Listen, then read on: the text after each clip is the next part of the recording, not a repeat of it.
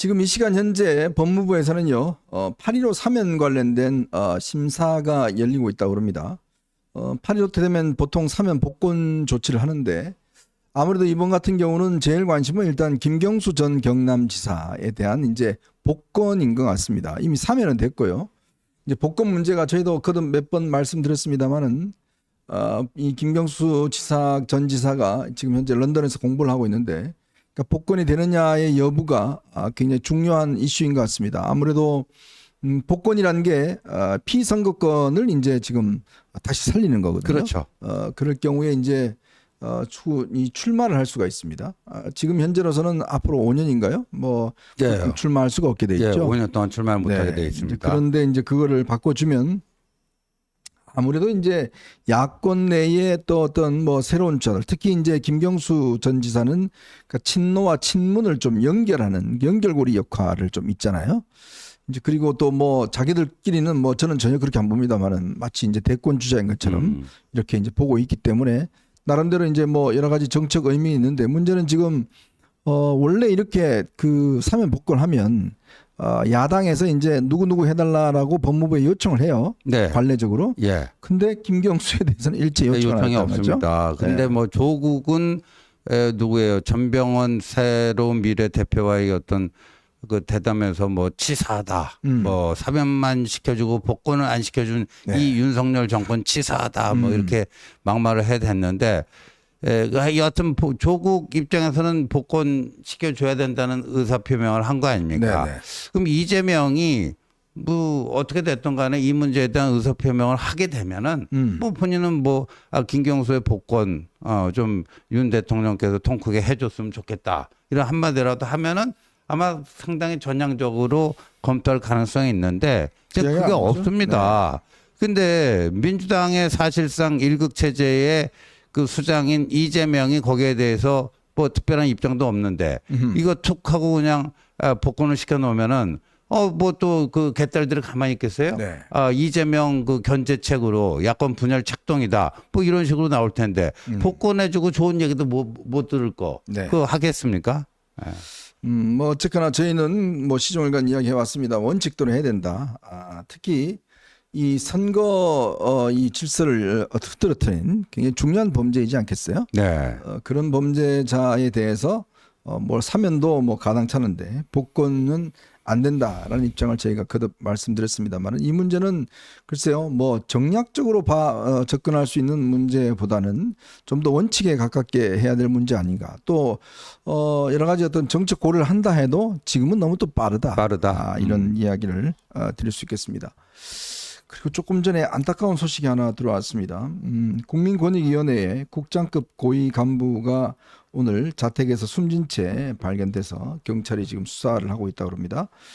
오늘 오전 9시 50분쯤에 권익위 소속의 이 A씨가 숨진 채 발견이 됐는데 근데 이제 이분이 김건희 여사 명품 가방 수사 수수 의혹 그다음에 이재명 대표 응급 헬기 이용 사건 이 두 사건을 담당했던 바로 국장이라고 그래요. 그러니까요. 참 근데 뭐 사연이 이제 밝혀지겠죠. 네. 저렇게 왜 자택에서 숨을 거두게 됐는지.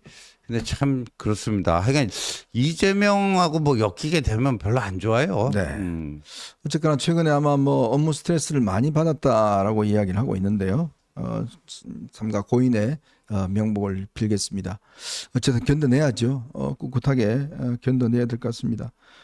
지금 아마 뭐 연세로 보나 뭐 가족들이 꽤 있을 것 같은데 참 안타까운 상황인 것 같습니다. 자, 그리고 민주당이 지금 이번에 전당대회를 하는데요. 당의 강령, 이 강령이라는 거는요, 당의 그 어떤 면 뇌수 같은 겁니다. 그렇죠. 그 당의 정체성을 규정해 놓은 네. 것이 바로 강령이에요. 그다음에 당헌 당규는 이제 어떤 절차나 뭐 이런 것들을 이제 규정해 놓은 그렇죠. 것인데 이번에 지금 민주당이 이 강령 개정을 한다고 합니다. 근데 여기서 보니까요, 기본 사회를 이 당 강령에 명시를 한다고 그래요. 그리고 의회, 뭐 상생 이런 거를 다 삭제를 해버리고요. 당원권 강화 뭐 이런 이야기와 함께 시민 중심 민주주의에서 강한 민주주의, 강한 민주주의. 이게 빠지고 또 대화 타협 이런 게 빠지면서 당원 중심 대중정당 뭐 이런 지금 내용들이 들어간다는 거예요. 결국은 이번에 이제 이재명 체제의 어떤 이 일극화가 결국 이제 당헌 당규로까지도 또 확대가 되는 것 같습니다. 그렇습니다. 근데 참 재밌는 게 뭐 지금 공식적으로는 당 대표도 아니잖아요. 네. 그런데 당 대표가 돼서 뭐 저거를 추진하면 뭐 또 대표니까 그럴 수도 있겠다 그러는데 대표가 되지도 않았는데 저거부터 하는 거 보니까 이거 뭐 이재명이 대표되고 안 되건 별 의미가 없는 것 같아요. 근데 이재명이 참 계속 기본사회 그러는데 우리 지원님 기본사회가 무슨 사회인 것 같아요? 기본사회요? 네. 아니 그게 이제 기본소득을 줘가지고 뭐 기본은 보장해주는 그런 사회를 만들자. 네. 모든 이 국민들이 이 어느 정도 기본은 할 수 있도록 최소한의 기본은 깔아주자. 뭐 이거예요. 그게 기본사회인데 늘 제가 얘기하지만 기본인간을 좀 그 만드는 그거부터 우선해야 되지 않을까 싶습니다. 네.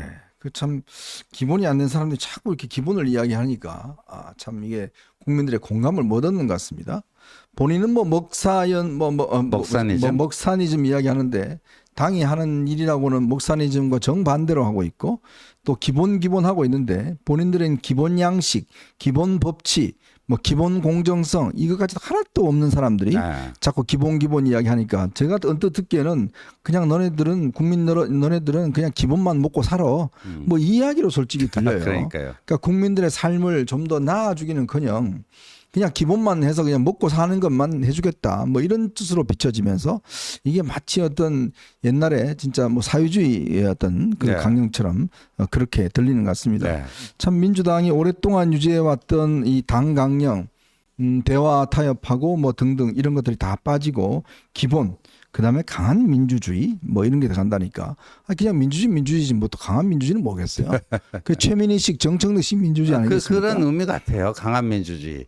그러니까 이제 개딸 전체주의라고는 할 수가 없으니까 그걸 강한 민주주의라는 표현으로 쓰는 것 같습니다. 네. 자 그리고 조국에게 또 좋지 않은 소식이 하나 들어왔습니다. 조국 아들 연세대학교의 정치외교학과의 박사 과정을 하고 있었는데요. 결국 이번에 석사 학위가 취소가 됐습니다. 일단 학교 측에서 석사 학위를 취소하고 특히 이제 당시 입학할 때 최강욱이가 운영하는 이제 이 법무법인의 그때 인턴 증명서 그쵸. 이걸 가짜로 이제 발급했다는 거 아니겠습니까? 그렇죠. 그러니까 입학 자체가 이제 이 허위이기 때문에 그렇죠. 결국 그 과정 자체가 전체가 허위가 된다. 그래서 뒤늦게 이제 지금 연세대가 일단 석사 학위를 취소를 했네요. 그러니까 이런 거 보면 이제 조국이 지금 대법원 확정 판결만 남기고 있는데 저게 이제 입시 업무를 방해했다는 업무 방해 혐의가 적용이 되는 거 아니에요. 그죠?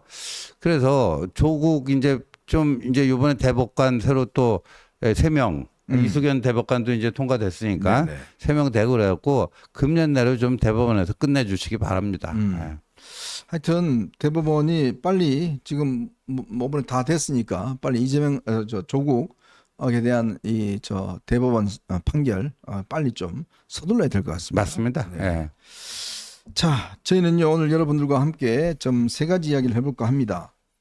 이 한동훈 대표의 정책 드라이브가 상당히 먹히고 있는 것 같습니다. 지금 야당이 갈피를 못 잡고 있어요. 지금 당론도 안 정해져 있고 왔다리 갔다리 하고 있습니다. 토론합시다. 찬대야 토론해. 그러니까 박찬대는 그냥 숨어버렸어요. 오늘 또 100일입니다. 박찬대 취임이. 취임 100일. 100일인데 뭐 토론하자니까 토론은 안 하고 자꾸 엉뚱한 이야기만 하고 있습니다. 자, 요 이야기와 함께 지금 군 정보사 이 4분 저희들 여러분들에게 알려드렸는데요. 이거 심각하더라고요. 보니까 지금 사령관과 여단장이 싸움이 붙었는데 이 싸움이 꽤 깊은 저는 상처가 있다고 봅니다. 그러니까요. 왜냐하면 특히 이번에 그 여단장 같은 경우는 옛날에 여러분 2016년도에 기억하실 겁니다. 유경식당 여성 종업원들 이 귀순한 사건이 있었지 않습니까? 13명 집단 탈북이죠. 바로 그 사건을 본인이 수행했던 사람이에요. 근데 이제 그 지난 문재인 때 거의 뭐 문재인 정부 내내 또 그 재판을 받았던 모양이에요. 그러니까요. 야. 그러다가 뒤늦게 이제 준장으로 승진을 해서 됐는데 위에 상관이 자기 육사 3기 후배인데 의견이 상당히 안 맞았던 모양입니다. 자, 그런 사건의 전말이 있었던 것 같아요. 그 이야기와 함께 지금 연일 계속되고 있는 이 동교동 집을 둘러싼 지금 이 김홍걸의 이야기. 김홍걸이 오늘 또 라디오에 나와서 이야기를 했습니다. 자, 이게 정말 진실은 뭘까? 이 문제 한번 여러분들과 좀 파헤쳐 보도록 하겠습니다.